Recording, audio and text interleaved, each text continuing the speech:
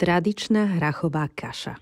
Dnes som sa inšpirovala krásnou knižkou Rok v slovenskej ľudovej kuchyni od pani etnologičky Nádaskej. Zvolila som však iný postup. Na hrachovú kašu teda potrebujeme tieto ingrediencie. Žltý hrach, ktorý sme si deň predtým namočili, ja ho však predváram.